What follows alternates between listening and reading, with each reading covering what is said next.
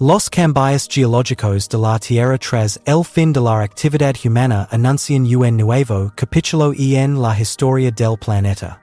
Los procesos naturales toman el relevo a medida que disminuye el impacto humano, remodelando los ecosistemas, cambiando los paisajes y dejando su huella en los registros geológicos. Este artículo explora las diferentes facetas de la transición, como las formas del terreno, la erosión, la sedimentación, los impactos climáticos y el legado del impacto humano en el marco temporal geológico, al tiempo que explora los cambios geológicos que están ocurriendo en la Tierra tras la extinción de los seres humanos, revelando el poder de la Tierra en medio de la transformación geológica, la resiliencia de la naturaleza. La resiliencia de la naturaleza se revela en la alteración geológica de la Tierra tras el cese de la actividad humana. Los procesos naturales adquieren protagonismo cuando no hay intervención humana, rehabilitan los ecosistemas, dan forma a los paisajes y se adaptan a las condiciones ambientales cambiantes. En esta sección se destaca la capacidad de los ecosistemas para recuperarse, adaptarse y prosperar en un periodo poshumano, examinando la asombrosa resiliencia de la naturaleza en medio de la transición geológica. El regreso del ecosistema. La regeneración de los ecosistemas es una de las manifestaciones más notables de resiliencia de la naturaleza. Cuando los ecosistemas no están sujetos a factores estresantes inducidos por el hombre, pueden recuperarse y reanudar sus funciones ecológicas naturales. Los humedales recuperan sus ciclos hidrológicos normales. Los bosques vuelven a crecer y los pastizales vuelven a prosperar. Los ecosistemas son resilientes debido a su capacidad innata de autocuración y adaptación, que permite que las especies nativas se repoblen y restablezcan conexiones ecológicas complejas. Adaptación y sucesión. Los ecosistemas experimentan sucesiones como resultado de la transformación geológica, que es un proceso que modifica gradualmente la composición y la estructura de las especies a lo largo del tiempo. Las especies de gramíneas y arbustos son especies pioneras que se establecen en entornos perturbados y preparan el terreno para el surgimiento de ecosistemas más complejos. La naturaleza exhibe su flexibilidad a través de la sucesión ecológica, mediante la que los primeros colonizadores son reemplazados por especies que tienen características especializadas y son resistentes a ciertas circunstancias ambientales. Los ecosistemas estables y diversificados se desarrollan como resultado de esta sucesión. Evolución y diversidad genética. La variedad genética desempeña un papel importante en la adaptabilidad de la naturaleza. Para que un organismo sobreviva a largo plazo y sea resiliente a condiciones ambientales cambiantes, debe ser capaz de adaptarse y desarrollarse. Dentro de una especie, la variedad genética facilita el desarrollo de individuos con características favorables que les ayudan a afrontar situaciones novedosas. La selección natural afecta gradualmente a estas diferencias, dando preferencia a aquellos que se adaptan mejor al entorno posthumano. La resiliencia y la sostenibilidad de los ecosistemas están garantizadas por este proceso evolutivo continuo. Adaptabilidad a los disturbios. La naturaleza ha desarrollado sistemas de defensa para tolerar y recuperarse de una variedad de choques. Las erupciones volcánicas. Las inundaciones y los incendios forestales son algunos de los trastornos naturales provocados por los trastornos geológicos. Los ecosistemas han desarrollado mecanismos de afrontamiento en respuesta a estos fenómenos. Para recolonizar después de los trastornos, muchas especies de plantas, por ejemplo, han desarrollado características resistentes al fuego, mientras que otras dependen de bancos de semillas o de un crecimiento rápido. Los ecosistemas son increíblemente resilientes. Incluso después de sucesos traumáticos, se recuperan y reanudan la normalidad. Coexistencia y acuerdos mutuamente beneficiosos. la cohabitación y las interacciones simbióticas entre especies son otros ejemplos de la tenacidad de la naturaleza. Para estar equilibrados y funciona, los ecosistemas dependen de intrincadas redes de interacciones, que incluyen la distribución de semillas, la dinámica depredador-presa y la polinización. Estas conexiones pueden volver a florecer sin la interrupción humana. Los polinizadores y las plantas en flor, por ejemplo, restablecen interacciones mutualistas que garantizan la supervivencia de ambas partes. La interacción y la conectividad de las especies dentro de los ecosistemas es lo que le da a la naturaleza su resiliencia. La capacidad adaptativa del clima, un factor clave en la capacidad de la naturaleza para adaptarse al cambio geológico es su clima. Los patrones climáticos impactan los procesos ecológicos, dictan la idoneidad del hábitat y afectan la distribución de las especies. Los ecosistemas pueden adaptarse, y lo han hecho, a condiciones climáticas cambiantes a lo largo de la historia de la Tierra. Para adaptarse a los cambios climáticos, las especies pueden cambiar su fenología, expandir o construir su área de distribución o desarrollar nuevas adaptaciones. La capacidad de adaptación garantiza que los ecosistemas seguirán siendo resilientes a pesar de los cambios continuos en el clima. Evolución de las formas del relieve durante las transiciones geológicas. Cuando no hay actividad humana, los cambios geológicos dan lugar a la evolución de las formas del relieve, que van remodelando la superficie de la Tierra a lo largo de periodos de tiempo extremadamente largos. La Tierra está moldida por procesos naturales que incluyen la meteorización, la actividad tectónica, la erosión y la sedimentación, que desempeñan un papel central en la conformación de los paisajes. Con el fin de demostrar la fuerza transformadora de los procesos geológicos de la Tierra, en esta sección se examina el proceso dinámico de cambio de las formas del relieve en el marco de la transformación geológica. Meteorización y erosión, los procesos fundamentals que esculpen las formas del relieve a lo largo del tiempo son la meteorización y la erosión. Estos procesos naturales, sin intervención de nadie, son posibles gracias a la alteración geológica. Los valles, los cañones y las formaciones costeras se van esculpiendo progresivamente por la erosión de las rocas y el movimiento de material provocado por los ríos, el viento, los glaciares y las olas. Las formas del relieve cambian y se adaptan a su entorno, lo que demuestra el poder del viento, el agua y el hielo para modificar los paisajes. Formas del relieve del lecho fluvial. Los procesos fluviales impulsados por el agua son importantes para el desarrollo de las formas del relieve. Los ríos esculpen la superficie de la tierra erosionando y desplazando los desechos río abajo, creando valles y canales. Los ríos modifican su curso cuando se produce una alteración geológica, creando llanuras de inundación, meandros y canales entrelazados. Los ríos esculpen el terreno a lo largo del tiempo, ensanchando los valles y estableciendo complejas redes de drenaje. Formaciones terrestres en la glaciación. La evolución de los accidentes geográficos se ve afectada de forma significativa por la actividad glacial. Los glaciares pueden avanzar y retroceder en zonas en las que existían o están presentes debido a alteraciones geológicas. Los valles en forma de U. Las cumbres dentadas de las montañas y los surcos son todos ellos creados por la erosión glacial. Las marinas. Los lagos glaciares y las llanuras de afloramiento glacial son restos del retroceso glacial.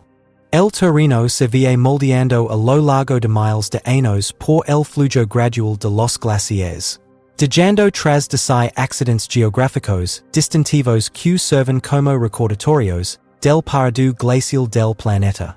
Relieves a lo largo de la costa. Los procesos geológicos provocan alteraciones sustanciales en los hábitats costeros. Las costas están modeladas por la acción de las olas. Las mareas y las corrientes, que también depositan sedimentos y erosionan los acantilados para crear una variedad de formas del relieve costero. Las playas, las dunas, las islas barrera y los estuarios son las respuestas naturales de las costas a las variaciones del nivel del mar provocadas por la modificación geológica. Las formas del relieve costero representan la interacción dinámica entre la tierra y el agua y actúan como marcadores de las fluctuaciones históricas y contemporáneas del nivel del mar. Características tectónicas. Un factor importante en el desarrollo de las formas del relieve es la actividad tectónica. Las montañas, los valles de rift y las fallas geológicas son el producto del movimiento natural de las placas tectónicas, que es posible gracias a la alteración geológica. Las montañas crecen y se desmoronan a medida que las fuerzas tectónicas presionan contra la corteza terrestre, esculpiendo paisajes enormes. Las formas del relieve tectónico son dinámicas debido a la acción de los terremotos, las erupciones volcánicas y la creación de nuevas masas de tierra. Paisajes con características cársticas. Los paisajes cársticos cambian constantemente como resultado de la transición geológica. Se creen cuando se disuelven rocas solubles como la dolomita, el yeso y la caliza. A medida que el agua se filtra a través de las juntas y fisuras de las rocas, disuelve progresivamente los minerales, formando estructuras distintivas como sumideros, cavernas y redes de drenaje subterráneo. La forma en que cambian los paisajes cársticos demuestra como la dinámica hidrológica y las reacciones químicas influyen en las formas del relieve. Cráteres de influencia. Los cráteres de impacto dejados por los impactos de meteoritos en la superficie de la Tierra pueden conservarse y identificarse gracias a la alteración geológica. Estos cráteres son evidencia del potencial transformador de los impactos extraterrestres, y que fueron creados por fuertes eventos apocalípticos. La historia de la Tierra y la influencia de las fuerzas cósmicas en la formación del planeta se ven muy iluminadas por los cráteres de impacto. Impacto de los humanos en las formas del relieve. Aunque la alteración geológica pone de relieve la fuerza transformadora de la naturaleza, también debe reconocerse el impacto humano sobre las formas del relieve. La superficie de la Tierra leva las cicatrices de la actividad antropogénica, como la minería, la deforestación y la urbanización, que han cambiado el terreno. Estas alteraciones de las formas del relieve provocadas por los seres humanos coexisten con los procesos naturales y actúan como un recordatorio de la conexión entre los cambios geológicos y la actividad humana. Clima. Revelando los sistemas autónomos de la Tierra en medio de cambios geológicos. El sistema climático de la Tierra está muy influido por el clima. Los procesos naturales recuperan el control a lo largo del proceso de transición geológica, afectando a los patrones climáticos y controlando la temperatura de la Tierra. Esta sección examina el complejo sistema del clima que está impulsado por la transición geológica, haciendo hincapié en cómo la Tierra se adapta a las circunstancias climáticas cambiantes a través de sistemas de autorregulación. Carbon. El carbono es esencial para comprender la dinámica del clima. El ciclo del carbono puede ser regulado por procesos naturales gracias al cambio geológico. El dióxido de carbono, CO2, es absorbido por la fotosíntesis cuando los ecosistemas se recuperan y la vegetación vuelve a crecer, lo que reduce las concentraciones atmosféricas. Este efecto negativo contribuye a la estabilización de las temperaturas mundiales al reducir las emisiones de gases de efecto invernadero. De manera similar, la descomposición y la circulación oceánica son dos procesos que pueden liberar el carbono atrapado en los sistemas terrestres y marinos, lo que genera una retroalimentación positiva que intensifica el cambio climático. Es essential comprender el equilibrio entre la entrada y la salida de carbono para poder predecir los escenarios climáticos futuros. Albedo. La reflexión de la superficie de la Tierra se denomina albedo. El albedo puede verse afectado por procesos naturales debidos a alteraciones geológicas. Por ejemplo, el albedo disminuye cuando los casquetes polares y los glaciares se derriten y revelan superficies más oscuras, como el océano y la Tierra. Se crea un ciclo de retroalimentación positiva cuando la reflectividad disminuye, lo que aumenta la cantidad de energía solar absorbida y provoca más calor. Sin embargo, la recuperación de la flora y el establecimiento de bosques pueden aumentar el albedo del planeta, lo que reflejará más la sola y hará que se enfríe. Los impactos del calentamiento global se amplifican o atenúan por la interacción entre el aumento de la reflectancia de la superficie y el clima. Vapor de agua. Un potente gas de efecto invernadero que puede exacerbar o mitigar el cambio climático es el vapor de agua. Los cambios en los patrones de precipitación, las tasas de evaporación y la superficie de los cuerpos de agua son algunas de las formas en que la transición geológica afecta al vapor de agua. Se crea un ciclo de retroalimentación positiva a medida que aumenta la temperatura y la atmósfera absorbe más vapor de agua, lo que intensifica el efecto invernadero. Por otro lado, más precipitaciones y nubosidad pueden tener un efecto de enfriamiento y más superficies reflectantes. Para predecir las tendencias climáticas futuras, es necesario comprender las intrincadas relaciones que existen entre la temperatura, las condiciones atmosféricas y el vapor de agua. Las nubes influyen en el clima de dos maneras. Pueden exacerbar o atenuar el cambio climático. La producción natural de nubes es posible gracias a la alteración geológica. Las nubes bajas, como los estratocúmulos, enfrían el ambiente al reflejar la luz solar, pero las nubes de gran altitud, como los cirros, atrapan el calor emitido por la superficie de la Tierra, lo que provoca el calentamiento global. La cobertura de nubes, la composición, la altitud y otros elementos afectan al impacto general de las nubes.